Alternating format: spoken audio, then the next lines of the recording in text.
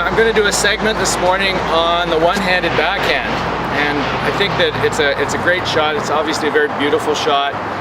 If you watched the French Open recently, you saw Stan Wawrinka winning the French Open, and he's got a best backhand in the world. I always send people to YouTube to watch him because he's got such a beautiful stroke, and I'm going to highlight a couple of the elements of his stroke this morning that some of you can do to make your backhand better.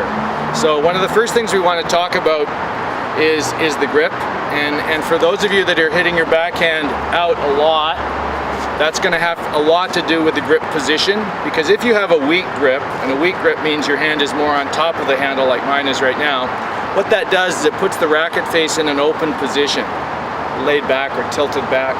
That causes the ball to fly long. So what we're going to try to do if we want to make a bit of a stronger backhand, a firmer backhand, is we're going to move our hand anti-clockwise on the grip, so it's a little bit farther back on the grip. Now what that does is it puts my hand behind the handle, making for a much stronger impact point. The other thing it does is it makes the face more vertical, and if the face is more vertical at impact, you're going to produce a flatter shot, you're going to produce a straighter shot, and the ball won't fly as much. So I encourage all of you to actually play around with your grip position. You only have to move it a little bit. Move it a little bit back on the handle, then you'll start to experience the face being more closed. If you move it too much, it'll feel like you've never played tennis before, and it'll feel very awkward and uncomfortable. So just play around with the amount that you're going to move your hand back, but if you move it back a little bit, then the face angle is going to be more vertical instead of open. That's the first thing. The second thing I see all the time when I watch club players hitting backhands is they allow the ball to get too close to their body.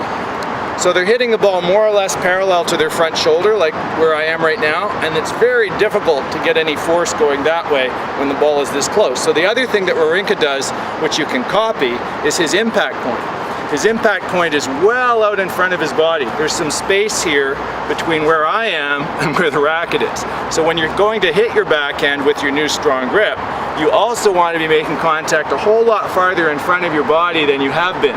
Because if you're making contact farther in front, you're going to have way more leverage into the impact point. It's going to be easier to get through the ball. Some of you that are more advanced might even be able to get a little topspin on it, depending on your swing path.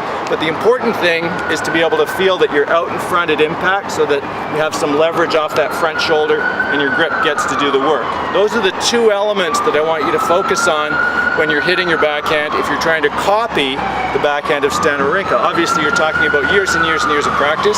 These little small elements will make big changes in your own backhand.